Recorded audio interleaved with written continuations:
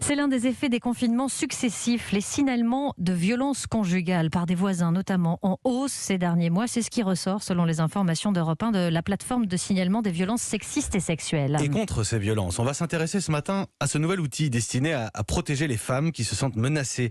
Il s'agit d'un bouton d'alerte, connecté qui commence à se déployer en France. Oui, après Auxerre et Avignon, les tribunaux de Seine-et-Marne viennent de signer une convention avec une association d'aide aux victimes pour proposer la mise en place de ce dispositif très discret. Reportage de Marion Dubreuil pour Europe 1. C'est un petit bouton blanc ou noir qui peut se clipser sur une bretelle de soutien-gorge ou se glisser dans un bijou.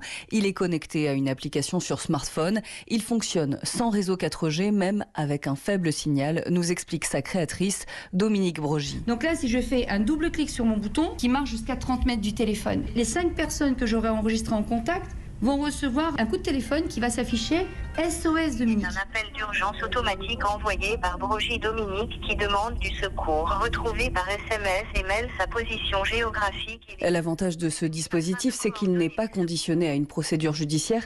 C'est ce qui a convaincu Laetitia Fernandez, directrice de l'association d'aide aux victimes La Vie Mèche 77, d'acquérir 100 exemplaires du bouton d'alerte. Les victimes qui peuvent nous contacter, ce sont toutes personnes qui s'estiment victimes, et ce alors même qu'elles n'auraient pas encore déposé plainte ou qu'elles n'auraient pas le souhait de le faire. Actuellement, les 3 tribunaux de la Seine-et-Marne disposent de 46 téléphones grave danger. Ils voient dans le bouton d'alerte un outil complémentaire, moins cher, 50 € contre 1000 € et plus souple d'après Pauline Petit, la référente violence conjugale du parquet de Melun. Il n'y a pas de conditions juridiques particulières à remplir. Ça sera un travail que fera La Vie Mèche sur l'évaluation de la situation personnelle de ces victimes. Il n'y a pas de conditions juridiques comme par exemple avec le téléphone grave danger qui suppose un danger imminent ou une interdiction de contact avec l'auteur. Le parquet de Meaux envisage déjà de confier le premier bouton d'alerte à une victime dont le conjoint doit comparaître prochainement pour violence et qui a besoin d'être rassurée avant l'audience.